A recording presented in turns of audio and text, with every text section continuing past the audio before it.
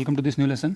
तो आज जो हम पढ़ेंगे मध्य प्रदेश की फिजिकल डिविजन्स पढ़ेंगे हम, और इसको एक चार्ट के फॉर्म में पढ़ेंगे, आपके लिए काफ़ी इजी हो जाएगा। तो शुरू करते हैं। देखो, आप मध्य प्रदेश की फिजिकल डिविजन्स, आप फिजिकल डिविजन्स मतलब मैं समझता हूँ आपको पता है, ये जैसे मध्य प्रदेश है हमारा, तो ये ऐसा नहीं है कि मध्य प्रदेश सिर्फ एक प्लेन एरिया है, हर एरिया की हाइट बराबर है। यहाँ पे कहीं कहीं ये एक सेंट्रल इंडिया का प्लेटू है, फिर एक मालवा का पठार है, यहाँ पे सतपुड़ा माउंटेन्स हैं, विंध्यन माउंटेन्स हैं, नर्मदा सोन वैली है, ठीक है। फिर ये यहाँ कुछ बघेलखंड का पठार है। तो एक मतलब वैरायटी है मध्य प्रदेश में, तो वो उसको ही हम फिजिकल डिविजन्स बोलते हैं। एक तो हमने जो डिविजन्स किए हैं पॉलिटिकल डिविजन्स, जो डिस्ट्रिक्ट्स में और डिविजन्स में, वो अलग हैं। फिजिकल डिवीजन जो नेचुरल डिविजन्स हैं, हम उनकी बात कर रहे हैं। तो आप अगर देखोगे मध्य प्रदेश में अलग अलग जो राइटर्स हैं, उन्होंने फिजिकल डिविजन्स को नंबर जो है वो अलग बताया है। कैसे बताया मैं आपको बताता हूँ। जैसे ये मध्य प्रदेश है, तो मध्य प्रदेश को 3 भागों में बांटा है किसी राइटर ने।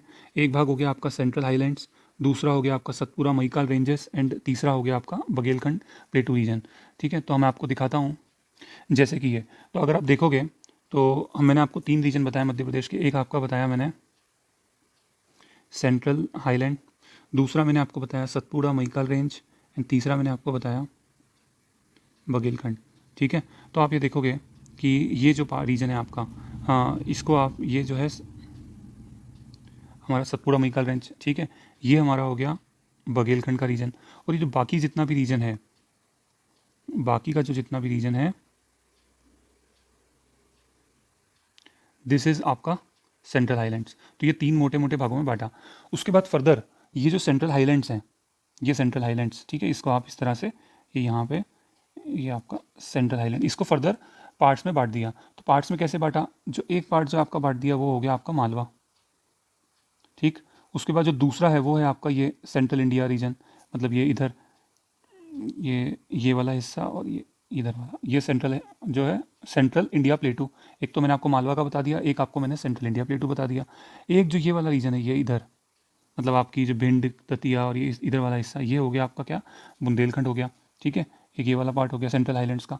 दूसरा जो ये 4th वाला रीजन है, रीवा पन्ना का पठार हो गया। और उसके बाद जो आपका 5th वाला पार्ट हो गया वो नर्मदा सोन वैली, ठीक। तो ये विंध्यान जो माउंटेन्स है वो तो खैर यहीं आ जाएंगी। तो सेंट्रल हाईलैंड्स को भी 5 भागों में बांट दिया, और 6 हो गए, 7 ये हो गए। तो आपको कहीं पे मिलेगा Madhya Pradesh is divided into three physical divisions, कहीं आपको देखने को मिलेगा 7, और कहीं पे आपको 9 फिजिकल डिविजन्स भी देखने को मिलेगा। क्यों मिलेगा?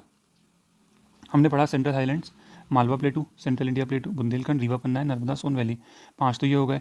अगर आप सतपुड़ा को भी आप, जैसे जो सतपुड़ा महिकाल रेंज अभी हम पढ़ेंगे, तो ये इधर जो वेस्ट वाला रीजन है उसको हम राजपीपला बोल देते हैं। देन आपका इधर जो है वो महादेव बोल देते हैं, और आपका जो इधर आखिरी में है छत्तीसगढ़ से लगा हुआ, वो महिकाल बोल देते हैं। तो यहाँ पे 3 रीजन और हो गए, तो 5 ये हो गए, 3 ये हो गए, 5 और 3 8, और एक हो गया आपका 9, ठीक। तो एक क्वेश्चन और पूछा जाता है, तो आपको जैसे ऑप्शन दिखेंगे आप लगा दीजिएगा। एक क्वेश्चन और पूछा जाता है कि जब छत्तीसगढ़ भी था मध्य प्रदेश में, तो उस टाइम मध्य प्रदेश में कितने फिजिकल डिविजन्स थे? तो आप ध्यान रखना, 7, अगर आप इन 7 को गिनते हो तो 3 जो थे वो छत्तीसगढ़ में भी थे, ठीक है। तो 3 छत्तीसगढ़ के डिवीजन को मिला के ही आप आंसर दीजिएगा। तो अभी मैं पहले आपको सबके नाम याद करवा देता हूँ। नाम भी ऐसे याद करेंगे हम साइज वाइज। तो आप ध्यान रखना,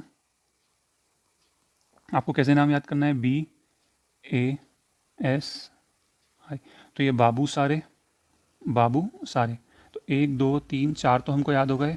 उसके बाद हम इधर से आएंगे MSC, ठीक। तो ये 3 और याद हो गए हमको, 7।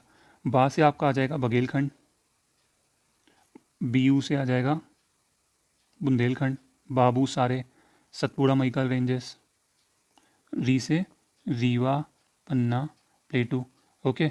अब यहाँ ध्यान रखना, C से सेंट्रल इंडिया प्लेटू, S से ये जो S है ये वाला सतपुड़ा का है, SA है, और ये S के नीचे थोड़ा सा N लगा हुआ है, ये है नर्मदा सोन वैली, और सबसे बड़ा जो रीजन है हमारा वो है मालवा। तो आप किसको कैसे याद करोगे, बाबू सारे, बघेलखंड सबसे छोटा फिजिकल डिवीजन है, बाबू सारे, देन आपका MSC, मालवा सबसे बड़ा है तो आखिरी में M आएगा, तो MSC, ठीक है। तो Malwa, then Narmada Son valley, and then central India plateau, ठीक है। तो ये हमको नाम याद हो गए। अब अगर आपसे कोई पूछेगा सबसे बड़ा फिजिकल डिवीजन क्या है, तो आप बताओगे मालवा। सबसे छोटा फिजिकल डिवीजन कौन सा है, तो आप बताओगे बघेलखंड, ठीक है। तो अब एक एक करके हम सारे पढ़ेंगे, हम जो है साइज वाइज ही पढ़ेंगे। अच्छा, ये चार्ट है, आपको अगर आपको ये चार्ट चाहिए तो मैं भगत एजुकेशन जो टेलीग्राम चैनल है उसमें डाल दूंगा, बशर्ते आप प्लीज़ कुछ कमेंट्स कर दें कि आपको ये चार्ट चाहिए, ओके। तो I will post this chart in the group. तो पहले हमारा क्या था, बाबू सारे में जो बघेलखंड, तो ईस्टर्न प्लेटू को ही बघेलखंड प्लेटू कहा जाता है। तो ये क्योंकि सबसे छोटा है तो इसलिए हमको इसका परसेंटेज ध्यान रखना ज़रूरी बनता है। तो 6.36 जो परसेंट है लैंड एरिया मध्य प्रदेश का वो बघेलखंड में है। एक बार देख भी लेते हैं मैप में कि ये कहाँ पे है। तो आप ध्यान रखना कि ये जो इधर कर्व है, सॉरी, ये जो इधर कर्व है, तो इस कर्व से आप इधर इधर कर दोगे तो ये वाला जो रीजन हो जाएगा आपका बघेलखंड हो जाएगा। ठीक है, तो ये वाला रीजन आपका क्या हो गया, बघेलखंड हो गया। ओके, तो आ जाते हैं वापस। लैटिट्यूड लॉन्गिट्यूड हमको याद रखने की ज़रूरत नहीं है। ये हमको याद रखना है कि यहाँ पे जो रेनफॉल होती है वो एवरेज से ज़्यादा होती है। मध्य प्रदेश में एवरेज रेनफॉल कितनी है, 112 सेंटीमीटर, 11 सेंटीमीटर के अराउंड है। मध्य प्रदेश क्लाइमेट के मैंने फैक्ट्स काफ़ी कलेक्ट किए हैं प्रीवियस ईयर क्वेश्चन से, आप उनको सुनिएगा। तो एवरेज से ज़्यादा बारिश होती है यहाँ पे। चलो यहाँ से पूछ सकते हैं कि वहाँ बारिश कितनी होती है, तो एवरेज से ज़्यादा होती है। जो इसमें अगला क्वेश्चन पूछा जाता है कि यहाँ पे सॉइल कौन सी मिलती है, तो यहाँ पे मिलती है रेड येलो सॉइल। ध्यान रखना मध्य प्रदेश में सबसे ज़्यादा जो सॉइल मिलती है वो होती है ब्लैक, सबको पता होता है ये। सेकंड नंबर पे सॉइल कौन सी होती है, यहाँ कंफ्यूज हो जाते हैं कुछ लोग। सेकंड नंबर पे जो सॉइल मिलती है वो होती है red soil. Okay, and third number पे जो हमारी मिलती है वो होती है alluvial soil. Alluvial soil around 3% area में मध्य प्रदेश में मिलती है, यहाँ पे मिलती है रेड येलो सॉइल। अच्छा, अगला क्वेश्चन आता है कि बघेलखंड रीजन में कौन सी फसल ज़्यादा होती है, तो वो उसका आंसर है राइस। ध्यान रखना, Son river and Johila river Baghelkhand की रिवर से ये भी पूछ लिया जाता है। ठीक, अच्छा, कुछ डिस्ट्रिक्ट्स हैं सीधी, सिंगरौली, शाहकोट, अनूपपुर, उमरिया, कटनी, ये सब बघेलखंड एरिया में। तो एक बार हम देखते हैं। तो ये जो आपका बघेलखंड, सीधी, सिंगरौली, शहडोल, अनूपपुर, तो अनूपपुर आपको पता है अमरकंटक, अमरकंटक को तीरथ राज कहा जाता है, यहाँ से नर्मदा नदी निकलती है। अगर आप देखोगे, आप जो शहडोल डिवीज़न देखोगे, 1 सेकेंड, हाँ, शहडोल डिवीज़न देखोगे तो USA, उमरिया, शहडोल एंड अनूपपुर तीनों मिला के शहडोल डिवीज़न बनाते हैं, सीधी एंड सिंगरौली।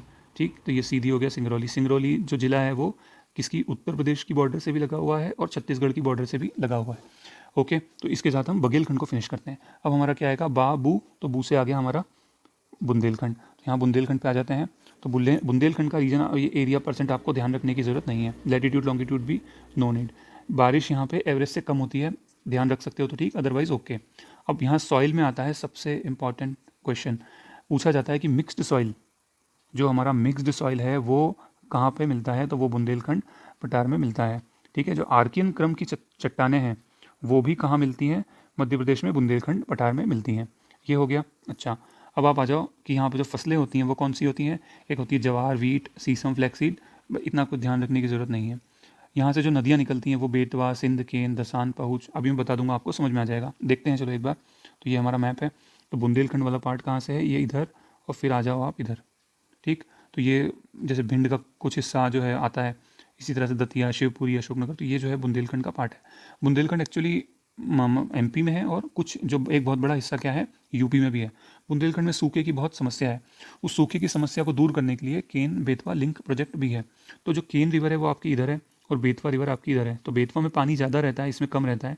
तो दोनों को ऐसा लिंक करने की बात जो लिंकिंग प्रोजेक्ट चल रहा है, पन्ना नेशनल पार्क से वो जो लिंकिंग प्रोजेक्ट जाएगा। ओके, तो ये हो गया। अच्छा, एक बार हम वापस से आते हैं बुंदेलखंड में। हाँ, तो छतरपुर डिस्ट्रिक्ट जो आपको मैंने अभी बताई मैप में, छतरपुर आप देखोगे यहाँ खजुराहो टेम्पल्स हैं। टीकमगढ़ से एक जिला अलग हुआ 2018 में, 1 अक्टूबर 2018, निवाड़ी। ओके, शिवपुरी में एक मेला लगाया जाता है, पीर बुधन का मेला। भिंड की लाहार तहसील, ये थोड़ा सा ध्यान रखना पड़ेगा आपको, बिकॉज ये ऐसे डिस्ट्रिक्ट याद नहीं रखना ऐसा इतना ज़्यादा, बट भिंड की लाहार तहसील ध्यान रखना बुंदेलखंड पार्ट में आती है, क्योंकि भिंड का कुछ हिस्सा सेंट्रल इंडिया प्लेटू में भी आता है। तो लाहार तहसील इज इन बुंदेलखंड। अब अगर कोई पूछेगा कि बुंदेलखंड की सबसे ऊंची पीक कौन सी है, कि प्लेटू है, लेकिन प्लेटू ऐसा नहीं कि पूरा प्लेटू ही है। प्लेटू कैसा होता है, ऐसा टेबल जैसा होता है ना, ऊंचा उठा हुआ। यहाँ पे कुछ हिल्स भी हैं। तो यहाँ पे जो सिद्ध बाबा पीक है, सिद्ध बाबा पीक, जो कि आपकी दतिया में है, वो सबसे ऊंची है और इसकी हाइट है 1172 मीटर। ये हो गया हमारा बुंदेलखंड। अब हम आ जाते हैं बाबूसा। तो आ जाओ आप सतपुड़ा पे। चलो, सतपुड़ा में no need to remember this percentage, ये भी ठीक है। ये ध्यान रखना है, सबसे ज़्यादा जो बारिश होती है किस फिजिकल डिवीजन में होती है, सतपुड़ा में ही होती है। ब्लैक सॉइल जो यहाँ मिलता है, लेकिन कौन सा ब्लैक सॉइल मिलता है, तो वो मिलता है normal and light black soil. तो ब्लैक सॉइल हमने देखा, ब्लैक सॉइल आप देखोगे तो ये पूरे इधर इधर पूरे रीजन में ब्लैक सॉइल है। तो यहाँ जो है ना, इधर वाले रीजन में डार्क ब्लैक सॉइल है, गहरी काली मिट्टी। और ये जो सतपुड़ा वाला रीजन है, यहाँ पे कैसी है, लाइट वाली है। और ऊपर आप देखोगे मालवा में तो कैसी है, मीडियम है। तो डार्क कहाँ पे, नर्मदा सोन में। अभी हमको सतपुड़ा का ध्यान रखना है, तो सतपुड़ा में कैसी है, सतपुड़ा में कैसी है, लाइट है। ठीक, तो ये हमको ध्यान रखना है। फिर आ जाते हैं, ये ध्यान रखने की ज़रूरत नहीं है, नर्मदा ताप्ती निकलती है, सबको पता है। अच्छा, उसके बाद यहाँ पे जो रीजन्स हैं पूरा मैं आपको बता देता हूँ। ये आप देखोगे यहाँ पे आपको ये पूरा है, ठीक है। तो एक एक करके थोड़ा डिस्ट्रिक्ट्स के बारे में देखते हैं। तो बालाघाट आपका है, बालाघाट में एक हल्बा जनजाति रहती है। मंडला, मंडला जो जगह है, आपने पिछले साल का एक क्वेश्चन देखा होगा एमपीपीएससी में, सैयद हैदर रज़ा के बारे में पूछा था, जो कि एक पेंटर है, तो उनकी जो बर्थ प्लेस है वो मंडला में ही है। डिंडोरी के बारे में क्वेश्चन पूछा जाता है, सबसे कम पॉपुलेशन डेंसिटी मध्य प्रदेश की डिंडोरी में है, ठीक है। शहडोल सीधी एनर्जी के लिए जाने जाते हैं। बड़वानी में एक भगवान आदिनाथ की मूर्ति है। बैतूल में एक नदी निकलती है जिसको हम बोलते हैं वर्धा। छिंदवाड़ा, छिंदवाड़ा में सबसे ज़्यादा मध्य प्रदेश में मक्का जो होती है वो छिंदवाड़ा में होती है, ठीक है। अच्छा, बैतूल, अगर आपसे कोई क्वेश्चन पूछेगा कि मध्य प्रदेश जो महाराष्ट्र की बॉर्डर है, तो महाराष्ट्र की बॉर्डर मध्य प्रदेश का कौन सा ज़िला है जिससे महाराष्ट्र की सबसे ज़्यादा बॉर्डर लगती है, तो आंसर होगा बैतूल। ये किसी टेस्ट सीरीज़ में पूछा गया था तो मैंने आपको बताया। अब आगे हम बाबूसा, तो फोर्थ हमारा आ गया रीवा। रीवा पे आ जाते हैं हम। अच्छा, तो रीवा में ऐसा कुछ, यहाँ पे बारिश ठीक ठाक होती है। रेड येलो सॉइल यहाँ मिलती है, इतना कुछ ध्यान रखने की ज़रूरत नहीं है। यहाँ पे ध्यान रखना कि जो सागर है, सागर की रहली और भांडा तहसील है, वो वाला हिस्सा रीवा पन्ना में आता है, क्योंकि सागर का कुछ हिस्सा मालवा में भी आता है। ध्यान रखना, यहाँ दमोह में आपकी गुडविल पीक है, सद्भावना शिखर, जिसकी हाइट है 752 मीटर। विंध्यन माउंटेन्स की सबसे ऊंची जो शिखर है वो यही है। इतना ही ध्यान रखना है बस। हमारे 4 हो गए। उसके बाद हम आएंगे अब एमएससी, तो सी फॉर सेंट्रल इंडिया प्लेटू। तो यहाँ पे आ जाओ, कोई इसका एरिया नहीं पूछने वाला, लेटीट्यूड इज ओके। ये जरूर पूछते हैं कि कौन से फिजिकल डिवीजन में, मध्य प्रदेश के कौन से फिजिकल डिवीजन में सबसे कम बरसात होती है, तो वो है सेंट्रल इंडिया का प्लेटू। तो मैं आपको यहाँ पे भी बता देता हूँ, ये जैसे मध्य प्रदेश है, तो ये जो है आपका रीजन है ना, ये वाला, ये थोड़ी सी ये यहाँ बुंदेलखंड अलग निकाल दो, और ये जो बाकी जो बचा हुआ हिस्सा है, और ये थोड़ा सा ये नीमच मंदसौर वाला area, this is your central India प्लेटू। कौन सी मिट्टी मिलती है यहाँ पे, तो अलुवियल सॉइल। ज़िले का नाम पूछ लेते हैं, कौन से ज़िले में जो है मिट्टी नहीं मिलती अलुवियल सॉइल, तो थोड़ा ध्यान रखना। ये भी पूछ सकते हैं, वीट और जवार का रीजन है सेंट्रल इंडिया प्लेटू। नदियाँ सब पता है आपको, चंबल, काली, सिंध, इस तरह से। भिंड, मुरैना, शिवपुरी, ग्वालियर यहाँ पे हैं। भिंड सॉइल इरोजन की बड़ी प्रॉब्लम है भिंड में, मुरैना की गजक बहुत फेमस है। शिवपुरी में पीर बुदान का मेला लगता है। ग्वालियर का जो फोर्ट है, किला है ग्वालियर का, बड़ा फेमस है। ग्वालियर म्यूज़िक के लिए बहुत जाना जाता है। गुना जो है आपका, गुना में तेजा जी का मेला लगता है, ओके। और गुना से अलग होकर क्या बना, अशोकनगर बना। तो ये हो गया हमारा। अब हम आ जाएंगे हमारे एमएससी के एस वाले हिस्से पे, जो कि हमारा नर्मदा सोन वैली। तो नर्मदा सोन वैली का परसेंट जरूर ध्यान रखना। मालवा का परसेंट है 27.68 और नर्मदा सोन वैली का है 27.14। थोड़ा दिमाग में रख लो, ठीक। यहाँ पे जो क्लाइमेट आप देखोगे, बारिश अच्छी होती है, एवरेज से ज़्यादा होती है। आप क्लाइमेट वाला लेसन देखना, वहाँ मैंने अच्छे से बताया रेनफॉल के बारे में। डीप ब्लैक सॉइल यहाँ मिलती है, ठीक है, okay. Wheat, rice, cotton, soybean, groundnut, तो ये एक बार देख लो बस, ओके। नर्मदा सोन तावा ये रिवर्स हैं।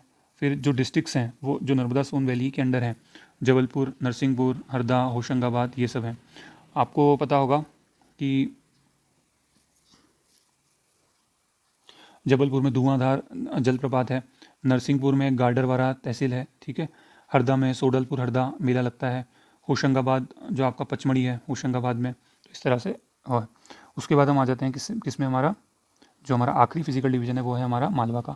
तो मालवा का परसेंट आपको बिल्कुल ध्यान रखना है, क्योंकि ये सबसे बड़ा है, और इसका ये एरिया भी ध्यान रख लो, 85322 एंड 27.68%।